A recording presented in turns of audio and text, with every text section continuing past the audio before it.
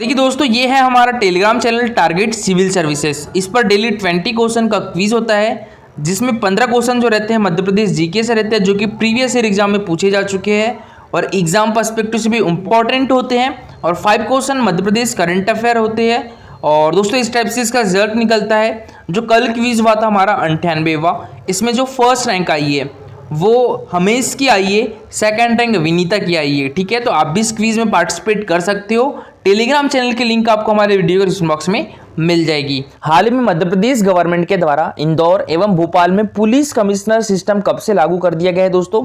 तो ये 9 दिसंबर 2021 से लागू कर दिया गया है। ये डेट याद रखिएगा। ठीक है, देखिए आपसे एग्जाम में लागू करने की डेट पूछी गई। ठीक है, और इसकी घोषणा कब की गई थी? 21 नवंबर को की गई थी। लेकिन ये लागू कब से हुआ है दोस्तों? 9 दिसंबर 2021 से। किन 2 शहरों में? एक तो इंदौर में और एक भोपाल में। ठीक है, और दोस्तों देखिए ये है हमारे डीजीपी विवेक जौहरी जी और ये हमारे मध्य प्रदेश के मुख्यमंत्री शिवराज सिंह चौहान जी। तो मैं आपको बहुत इजी लैंग्वेज में बताऊंगा कि पुलिस कमिश्नर प्रणाली है क्या। बस लेक्चर ध्यान से देखते रहिए, आपको पूरा क्लियर हो जाएगा कि पुलिस कमिश्नर प्रणाली आखिर है क्या। देखिए दोस्तों, जो पुलिस का निर्माण हुआ था ना हमारे देश में, वो कब हुआ था? वो हुआ था 1861 में। ठीक है, द पुलिस एक्ट 1861 में हुआ था पुलिस का निर्माण। तो दोस्तों अभी तक जो हमारे यहाँ पुलिस की प्रणाली चलते आ रही है वो किस एक्ट से चलती आ रही है? द पुलिस एक्ट 1861 से। आपने सुना होगा आईपीसी धाराएं, ये सब दोस्तों अंग्रेजों के जमाने की है। पहले ही अपना देश आजाद हो चुका है, लेकिन अपने यहाँ जो पुलिस की धाराएं लगती है, पुलिस प्रणाली चलती है, वो अंग्रेजों के टाइम की ही है। तो दोस्तों यहाँ पर ये चीज याद रखिएगा, जो भारत में पुलिस का निर्माण हुआ है वो 1861 एक्ट के तहत हुआ है। ठीक है, अभी हमारे मध्य प्रदेश में पहली बार पुलिस कमिश्नर सिस्टम लागू किया गया है। तो ऐसा नहीं है कि हमारे मध्य प्रदेश में नहीं था तो और भी स्टेट में नहीं था। अदर जैसे यूपी हो गया, महाराष्ट्र हो गया, जो बड़े शहर होते हैं वहां पर पुलिस कमिश्नर सिस्टम ही होता है। तो दोस्तों आप ये कह सकते हो कि जहां 10 लाख से आबादी वाला डिस्ट्रिक्ट होता है वहां पुलिस कमिश्नर सिस्टम होता है, जहां पर आबादी अधिक होती है। पुलिस कमिश्नर सिस्टम समझने के लिए सबसे पहले आपको ये समझना होगा। देखिए आपको सभी को पता होगा हमारे यहाँ सबसे छोटा पद पुलिस का कौन सा होता है? तो वो होता है कांस्टेबल का। ठीक है, इसमें देखिए सबसे छोटा पद होता है कांस्टेबल का, फिर उससे बड़ा होता है क्या दोस्तों? Head constable. उससे बड़ा क्या होता है? ASI। ठीक है, असिस्टेंट सब इंस्पेक्टर। फिर उससे बड़ा होता है सब इंस्पेक्टर। उससे बड़ा होता है इंस्पेक्टर। फिर उससे बड़ा DSP होता है। DSP से बड़ा होता है दोस्तों ASP। ठीक है, एडिशनल SP। और एडिशनल SP से बड़ा होता है दोस्तों SP। और SP हर डिस्ट्रिक्ट में एक होता है। ठीक है, SSP, फिर IGP, IG, DGP। तो ये रैंक होगी पुलिस की।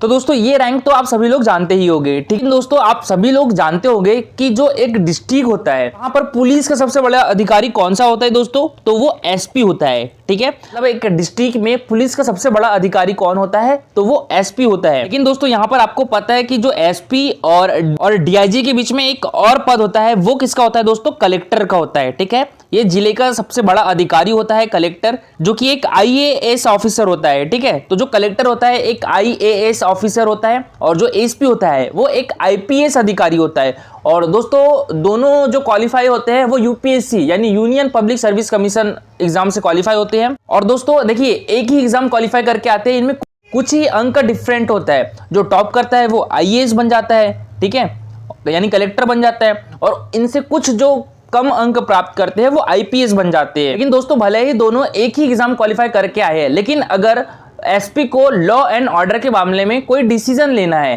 ठीक है, तो उससे परमिशन लेनी होगी एक IAS ऑफिसर की, यानी एक DM की, जो जिलाधीश होता है, उससे परमिशन लेना पड़ता है। यानी दोस्तों अगर आपकी डिस्ट्रिक्ट में अगर कोई दंगे हो गए, पहले SP को कलेक्टर से परमिशन लेनी पड़ती है। कलेक्टर जब SP को परमिशन देता है तब SP चीजों को एग्जीक्यूट करता है। कलेक्टर की परमिशन मिलने के बाद दोस्तों जो SP है वो कांस्टेबल, हेड कांस्टेबल, यानी यहाँ पे जितने भी अधिकारी है SP के नीचे की, उनके साथ मिलकर वहां पर लॉ एंड ऑर्डर को मेंटेन करने का काम करता है। कौन? SP। ठीक है, किसकी परमिशन के द्वारा? ठीक, मजिस्ट्रेट की परमिशन के बाद। इसी को बाईपास करने के लिए एक कमिश्नरेट प्रणाली बनाई गई थी, जिसमें जो यहाँ पर SP है उसको एक IAS अधिकारी से परमिशन नहीं लेना पड़ता है। मतलब एक DM जो डिस्ट्रिक्ट मजिस्ट्रेट होता है उससे परमिशन नहीं लेना पड़ता है। तो फिर वो परमिशन किससे लेगा? मतलब दोस्तों देखिए अब भोपाल और इंदौर में कमिश्नरेट प्रणाली आ चुकी है ना, तो अब वहां पर एसपी का पद नहीं रहेगा, ठीक है। अब वहां पर कौन सा पद हो जाएगा, एसपी की जगह हो जाएगा डीसीपी। याद रखिएगा डीसीपी पद आ जाएगा कहां पर,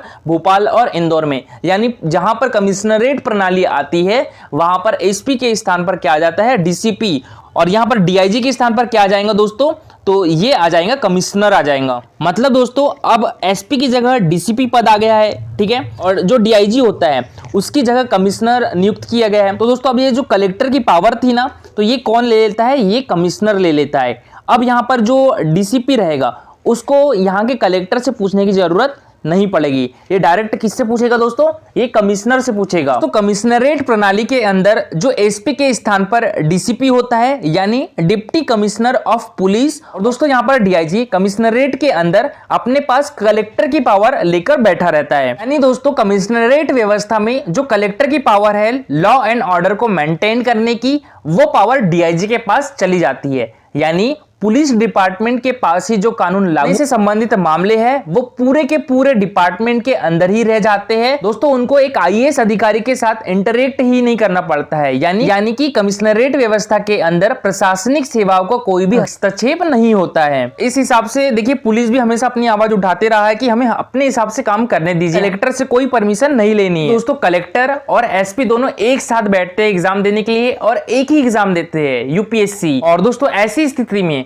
जब आईएएस से परमिशन नहीं लेनी है तो उसके लिए रूट निकाला गया कमिश्नरेट प्रणाली। तो कमिश्नर के पद पर कमिश्नर के कार्य में सहायता करने के लिए एक और पद ऐड कर लिया जाता है जिसे क्या बोलते हैं, ज्वाइंट कमिश्नर कहते हैं। और दोस्तों कमिश्नर प्रणाली में पुलिस को कौन कौन से अधिकार मिलते हैं, देखिए अभी आपने देखा होगा डिस्ट्रिक्ट में जो 144 धारा है वो किसके द्वारा लगाई जाती है, कलेक्टर के द्वारा लगाई जाती है। अब पुलिस कमिश्नर प्रणाली में 144 धारा कमिश्नर के द्वारा लगाई जा सकती है। तो दोस्तों आई होप कि आप सभी लोगों को कमिश्नरेट प्रणाली समझ में आई हो। तो देखिए राज्य सरकार ने ऐतिहासिक निर्णय लेते हुए हमारे मध्य प्रदेश के 2 महानगर, एक तो भोपाल और इंदौर में पुलिस आयुक्त प्रणाली लागू कर दी है। और गृह मंत्री डॉक्टर नरोत्तम मिश्रा ने बताया कि पुलिस आयुक्त प्रणाली में इंदौर नगरीय पुलिस जिले में 36 थानों और भोपाल नगरीय पुलिस जिले में 38 थानों की सीमाओं को समाविष्ट किया गया है।